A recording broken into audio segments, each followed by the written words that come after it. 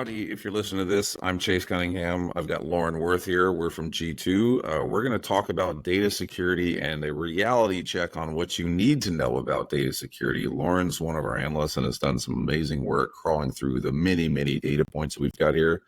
Lauren, let's get into this. Let's start telling people what they need to know. Yeah.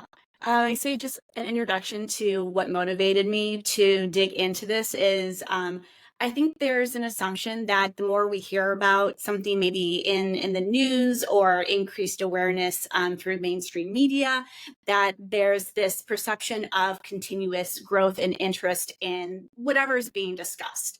And when I started looking into some of our trends related to data security software, what I found is that just because we're talking about something a lot doesn't mean that there's always associated growth and interest in practice.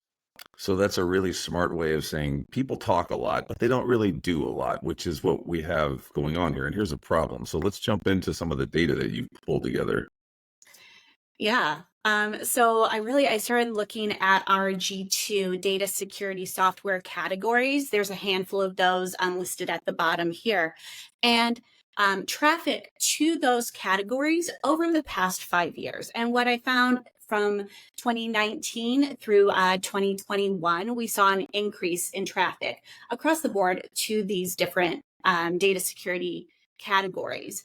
I think we can all make some assumptions about why we saw a bigger growth and jump in traffic from 2020 to 2021. Probably don't need to go into speculating about why that might be. But the thing that I was really surprised to see is that after that, 2021, we started to see an actual decrease in traffic to these categories, and that's across the board for each of these categories. And so I thought to myself, well, why would that be? So I started asking myself why it would be that we would start seeing decrease. Because to me, when I'm reading the news, looking at different articles about data security, data breaches, it seems like I just hear more and more of this. So why wouldn't we see an associated increase in interest in traffic to these categories that capture the different types of software solutions that are available so that we can combat against that? And so I think there's probably a couple different explanations for this. I think to some extent, it's possible that some of these folks that have a data security software solution already, maybe some of these folks just signed multi-year contracts and they're just not up for renewal yet. So they're not going and looking and seeing what is out there in the marketplace because they don't have to. And most people don't research business software just for fun. I mean, some of the folks on this call might be the exception to that rule, but in general, that's not how folks are spending their free time fantasizing about business software. So I kept looking into the data a little bit further. And one of the things I looked at was our customer reviews sentiment. This is what we call our Simple Six. And it's a couple of questions within our G2 review form. And we ask these questions in every single G2 review form. It is industry agnostic. It doesn't matter what kind of software you're reviewing. We ask these questions to everyone. And what I saw is over the past 5 years, with one exception, the customer ratings for these questions have increased over time. Some have made a pretty dramatic increase in the average score per year for the last 5 years. And so that got me thinking, wow, that's a really interesting thing to observe. People are happy with these types of software solutions. Yeah, especially when you see that there's a divestment going on, and then there's been a change in this space, kind of programmatically, budget wise, etc. So it's good because I have battle scars from trying to make DLP work, but it's also very confounding to see that there is like a happiness factor going up, but there's a divestment going with people actually getting the software. So I think we'll have to do a little more culling at this to figure out what's going on there. But those are data points that should make people kind of raise their eyebrows and ask more questions.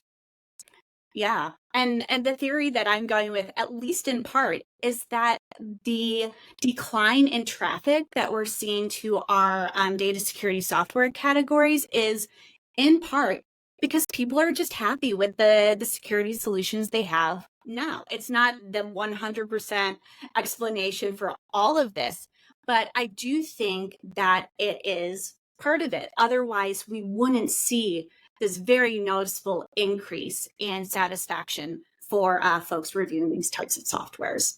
Yeah, and for the one that says the ease of setup, average going up as large as it has, that's very interesting because, like I say, I have literally spent about $1 million at a business trying to set up DLP security software, and it never worked. And that was a long time ago. So I'm glad to see that we're getting better. Yeah, I would hope so too. And if you are looking at some of these questions that we're asking people, it's not just about the software itself either. It's about if there's a problem, can you get support for that issue? Like, how easy is the business to work with?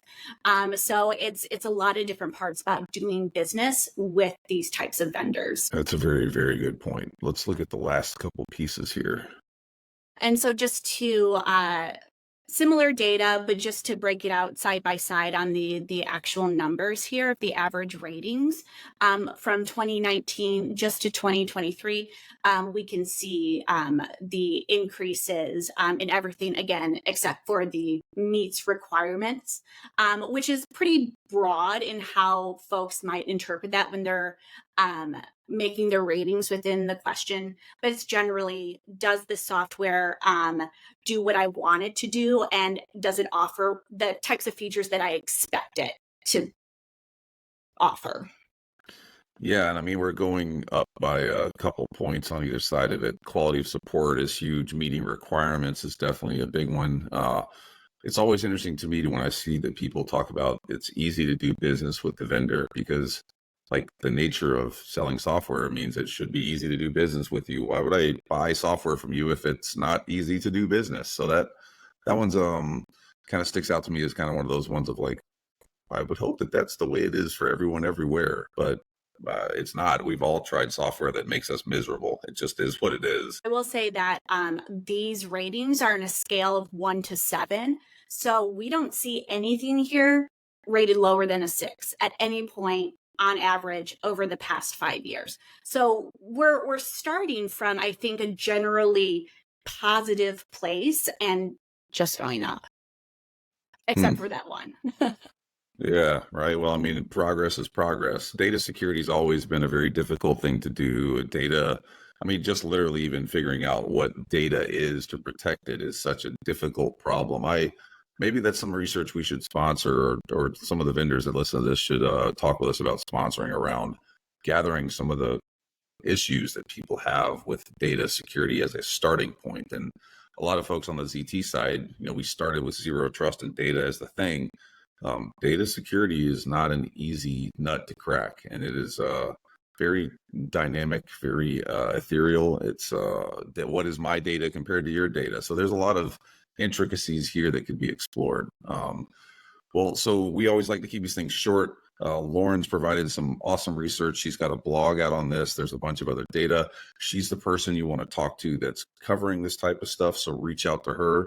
If you're a vendor listening to this, absolutely come talk to us. If you're a buyer, go look at G2 and learn what G2's got for you. We got lots and lots of data. And as always, we'll be back soon talking about more stuff. But thank you so much, Lauren, for the work you're doing here. And for those folks that are out there, how can they get a hold of you? How should they contact you? Come find me on LinkedIn. I'd love to talk with you. All right, there you have it. As always, G2 doing our stuff, data, research, all the cool things. Follow us on G2 and look for us on YouTube with our security snippets.